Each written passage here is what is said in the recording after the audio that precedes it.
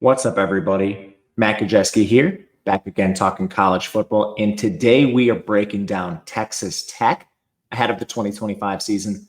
Before we get started, if you like this content, please hit the thumbs up button, subscribe to the channel. Those two things help a small channel a ton. Even just your like or subscribing is going to help us get in front of more viewers. As we try to grow, try to run this up a little bit before we get into the actual college football season with real game breakdowns. But until then, we'll continue our team previews with Texas Tech, and we will start with their efficiency metrics from last year. Offense was much better than the defense. First thing with that, their defense had a multitude of injuries. They started right away in the season, and they didn't get any better. They continued to stack up throughout the season. It forced Texas Tech to play a lot of young players, freshmen, some of them not quite ready to see the field, so there is no surprise that this unit finishes 120th. But the positives are still there. The offense was awesome. Pass game took a step forward despite some injuries on that side of the ball as well. They had O-line injuries. Their five-star freshman Micah Hudson was hurt during camp, so he didn't really get into form like a lot of people thought he would. And still, it was a successful season, which has been a staple of Joey McGuire since he took over the job. This will be his fourth season. Through 3 years, he has a 23-16 record, but he's never finished worse than 7-6, 2 8-win seasons. Previously, he was with Baylor. And last year's team, solid overall. They did lose by single digits to TCU, but then they had some double-digit losses: Washington State, Baylor, Colorado, Arkansas in the bowl game. That kind of is what it is. They had a lot of single-digit wins, including Abilene Christian, Arizona State, Cincinnati, Arizona, Iowa State, and Oklahoma State. So there were obviously a lot of ups and downs in this schedule. I think the main win, at least their marquee win against Arizona State, who goes to the college football playoff. And a lot of the reason these games are close, this offense could score with anybody, but the defense just couldn't because of injuries, because of talent. And they've went out and they've addressed a lot of this. It's a little weird to see a team losing both coordinators for different reasons with the success that Joey McGuire's had. But on offense, the coordinator change is certainly the product of success. Zach Kittley goes to FAU to be their head coach. So they go out and they hire Mac Leftwich. I mean, at this point, there's a lot to like about Leftwich. He was the previous offensive coordinator for Texas State the last 2 years, and he really turned around an offense that had been sputtering there. Prior to that, he was with Incarnate Word, identified Cam Ward, worked with him as a QB's coach before being an OC. And this offense is different than Kittley's, who runs a version of the air raid, but it's not that different. There's a lot of similarities. Actually, this team was 8th in pace last year. You look at the teams that were faster than Texas Tech. One of them was Texas State with this Mac Leftwich offense. They were 7th in seconds per play. And then the pass rate for Texas State, I guess you can just look at Leftwich in his career. Last year was a little lower. They were around 46%, but Texas State was also very good, and they had Ismail Mahdi running the ball, who's now at Oregon. So they had an excellent run game in addition to the pass catchers. Everything we've seen from him has been awesome, and he's quickly ascended from FCS through the G5, now up to Texas Tech. Yeah, the level of competition is going to be harder, but at this point, we can't really find any reasons not to buy into Leftwich. So very optimistic with the offense, not changing a ton, changing maybe just a little bit, but it should be another high-flying unit. Defense, they bring in Sheil Wood from Houston. He previously coordinated Tulane's defense before that. Haven't seen him at the highest level of competition so far. Houston was a disaster, and that wasn't his fault. They're just in a complete rebuild, and that was year one. With Tulane, that defense was awesome, and they would hang with Power 5 teams. A lot of times they were, in contention for the G5 representative in the New Year's Six Bowls. So Sheil Wood has been awesome. He has some players coming with him, so this is all beneficial. A lot of talent for this team, which is what I want to talk about next. Talent acquisition. No stranger to the NIL game at Texas Tech. They'll throw some money around, add some players in the portal. They can recruit when they want to. They've been up and down in their recruiting. This year, they're 48th, but the 2 prior years, they were 25th and 28th. That was actually good for first and second in the Big 12. Retention's been good with this team. They don't have a lot of issues retaining the talent on their team once it's there. And this year, you might think, oh, they're 8th in recruiting in the Big 12, 48th overall. That's a problem. Well, their transfer rating is very high this year. They're the 2nd ranked transfer portal class in the country. So they're still getting a ton of talent. It's just coming from a different place. The 2 prior years, they were 36th and 58th. So I think with Texas Tech, you can say this team is going to get talent. Before they just hammered the portal this year, they were basically recruiting at a top 30 rate. So this is a pretty good roster. I mean, this is arguably the best just on paper roster, top to bottom, in college football. Now, can they put that on the field and take advantage of their opponents is a different story, which we'll get into right now. We have a tool. This is our data usage tool.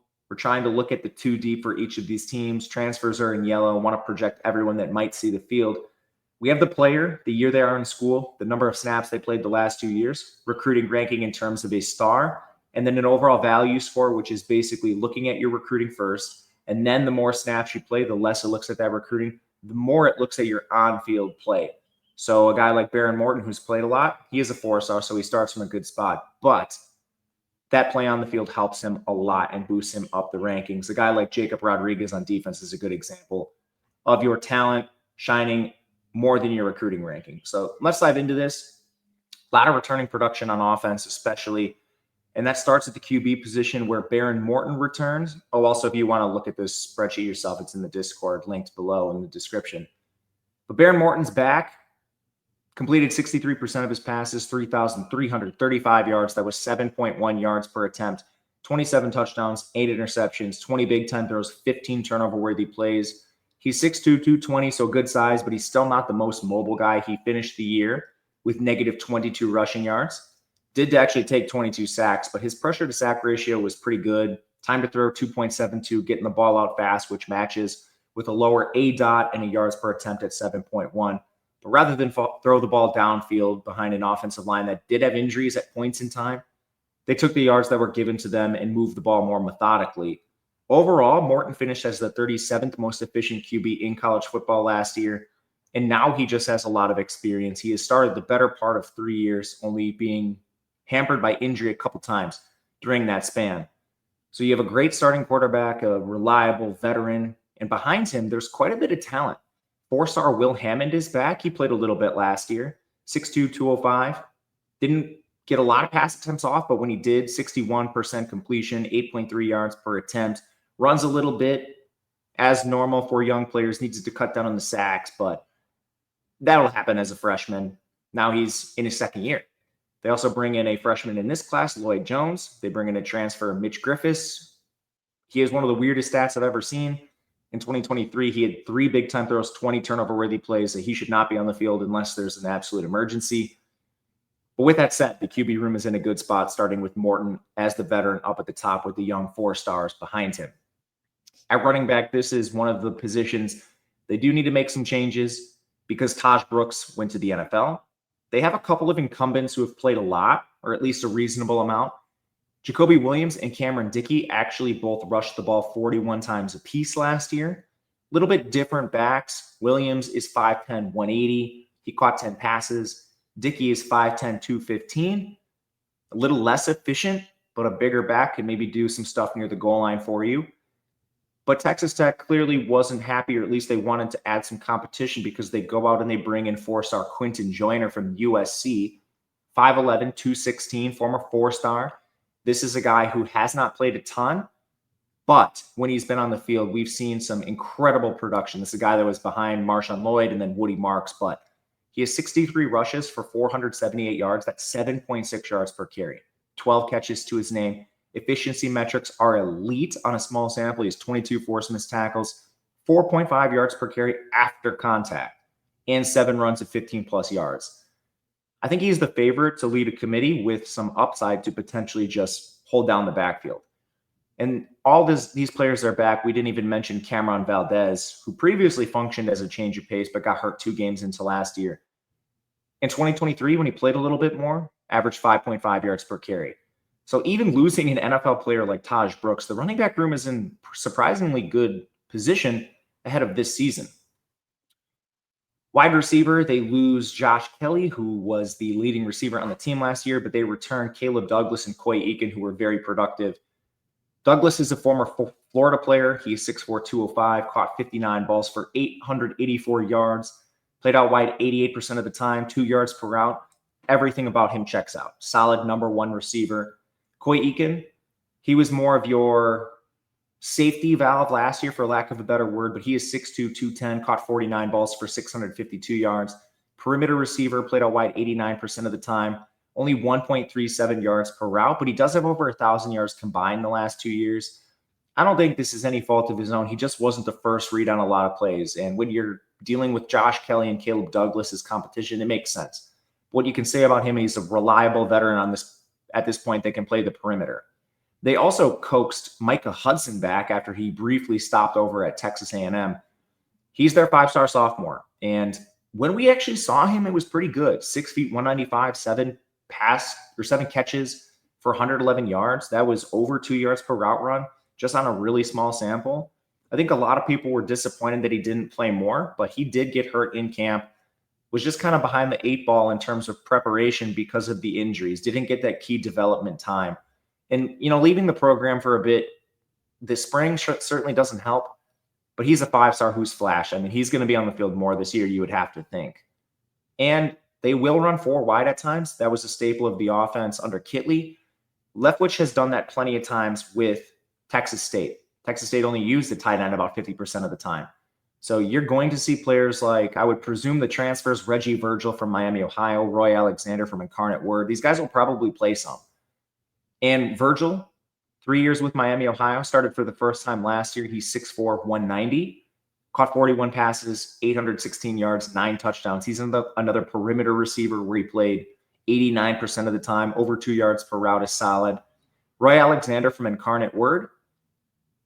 He was at Albany for 3 years before he transferred to Incarnate Word. But when he was there, he caught 101 passes, over 1,100 yards and 13 touchdowns. That was in one season.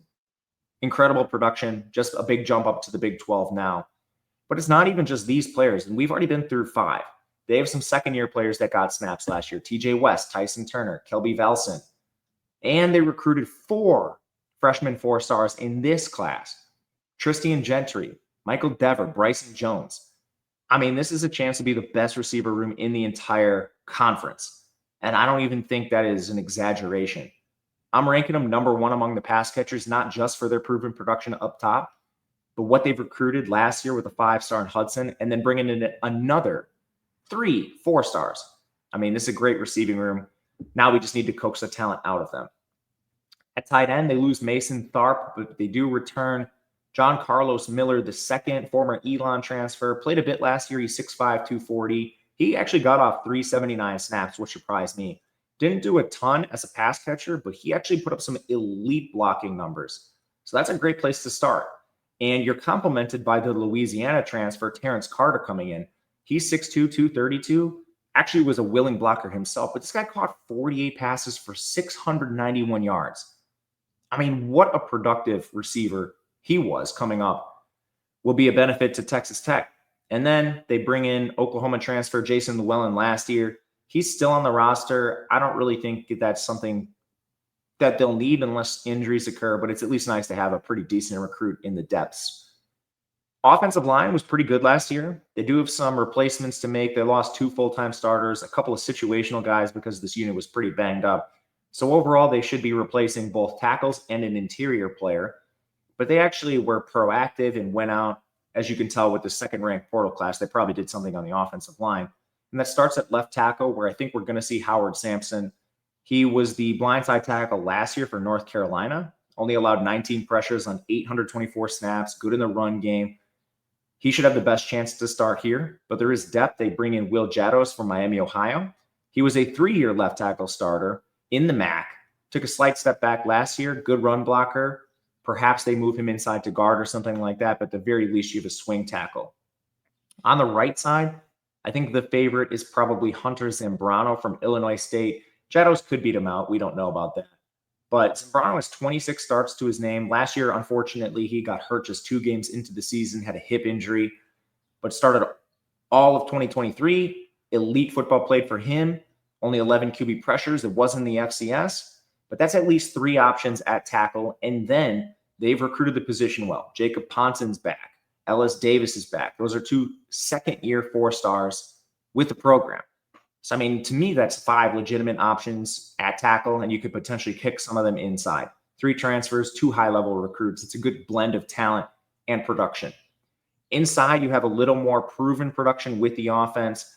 You have Sheridan Williams back at center. Only 13 pressures allowed last year, no sacks. I mean, he was the best offensive lineman, I think, for the team. And they go out and bolster this unit by bringing in Cash Cleveland. Sort of a crazy story. Cash Cleveland walks on at Colorado last year. He starts 4 games as a walk-on freshman at center, and he played shockingly well. He only allowed 3 pressures on 315 snaps. Those are some pretty good elite pass blocking metrics. I mean, maybe they even give him a look at guard or something.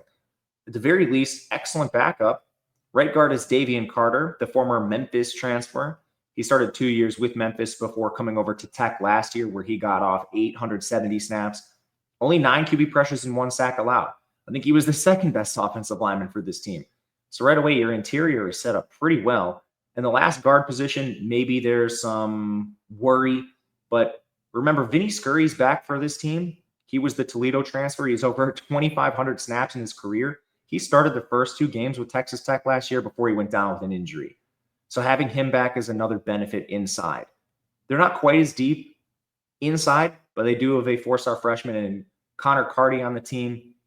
Overall, the unit was good last year. This was easily a top 50 offensive line, top 40.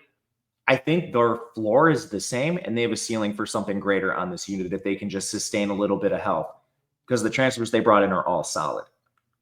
Defensive line.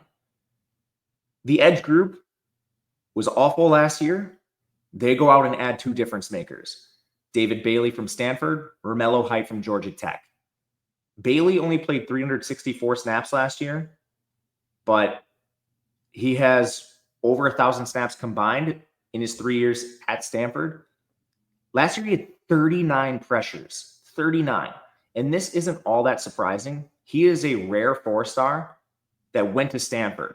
And, you know, occasionally, at least before they had the coaching, I don't know what you want to call it, scandal, I guess, before they had the coaching scandal this offseason, Stanford was one of the better recruiting teams, at least when they were the Pac-12. Like, they could actually get a couple 4-stars here and there. And Bailey was one of them. Now Texas Tech has not only the recruiting pedigree, but 39 pressures. I mean, this was a great player as far as rate stats go.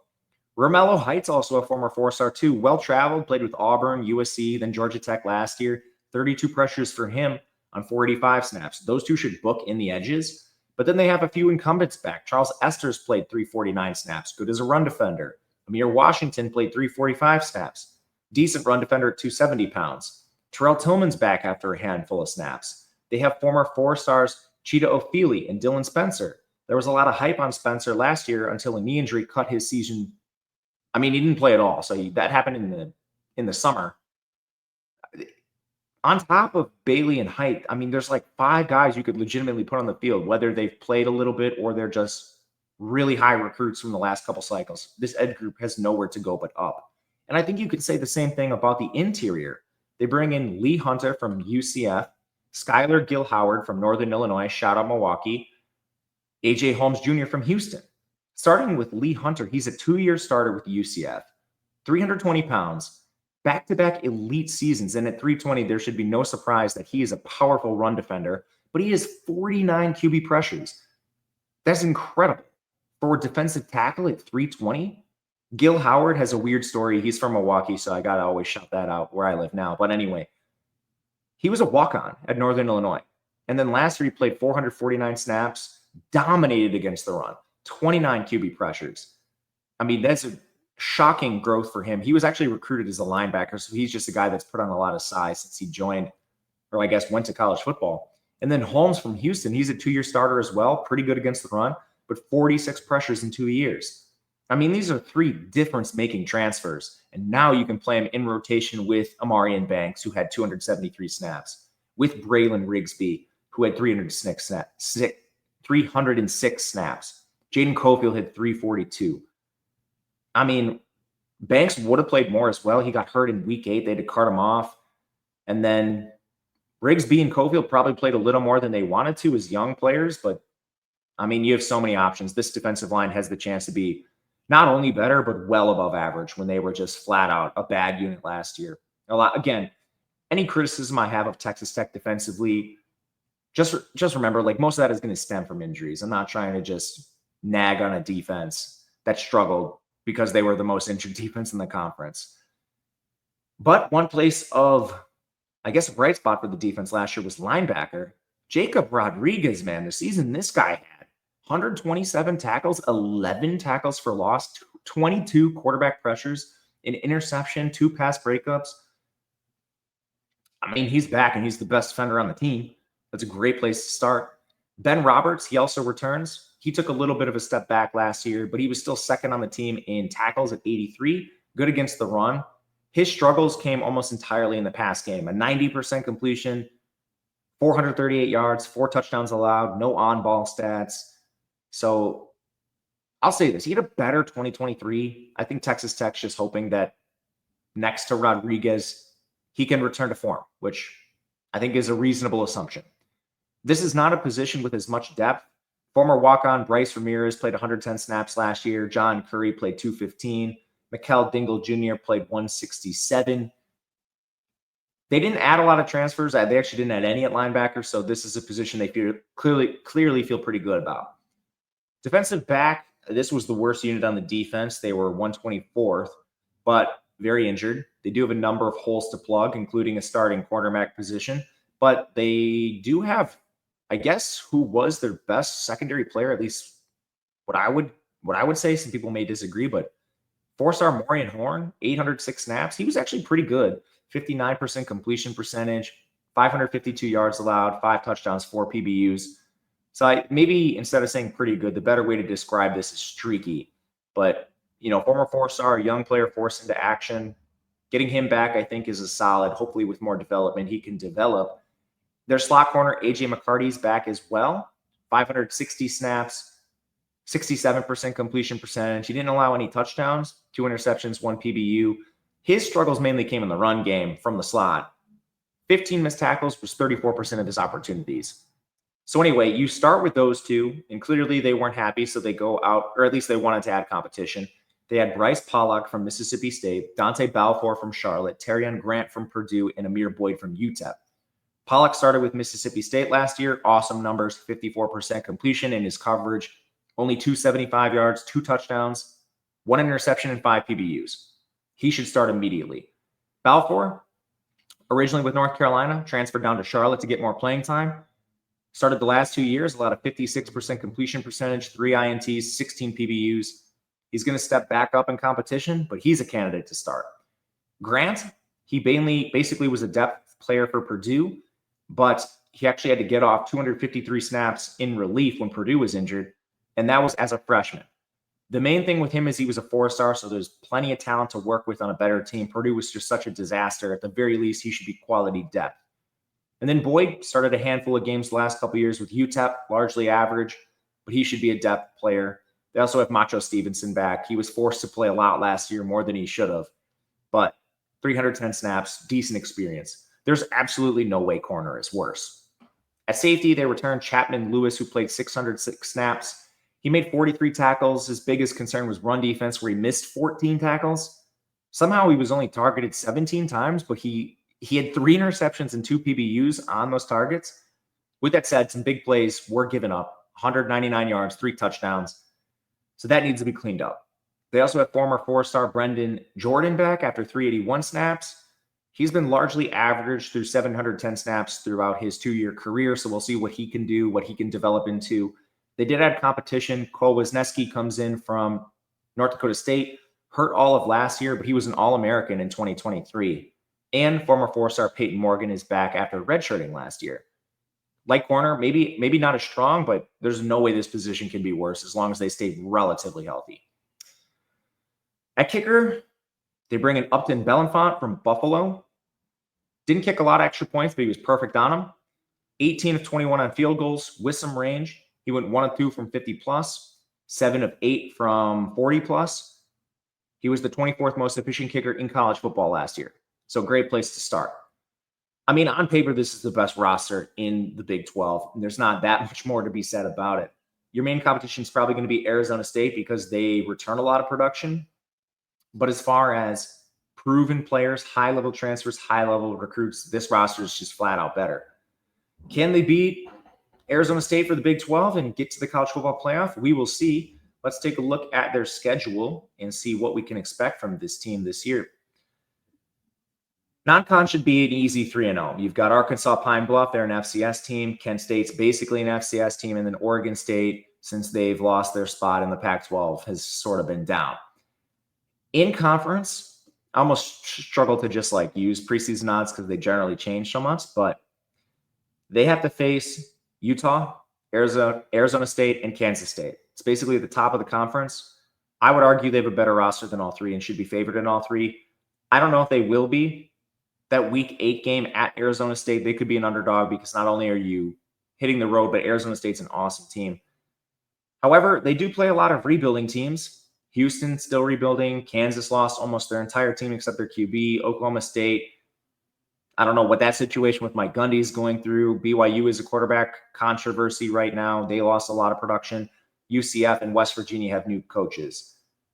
Texas Tech is going to be favored in like 10 games this year, clearly. And there's a chance they're favored in every game. Depending on how Arizona State looks early in the season, the early road trip to Utah is definitely a treacherous game. And then the week 13 bye is a little strange. It's awesome for post-game, or I guess postseason. You know, if you do have Big 12 aspirations, you get a late rest period, which is nice. I mean, Texas Tech's clearly going for it. Everything's in front of them this year. This is a team that could win the conference. This is a team that can make the college football playoff without a doubt. Very excited to watch them play. Let me know what you think about Texas Tech and who you'd like to see next. Until next time, thank you guys for watching. Good luck, everyone.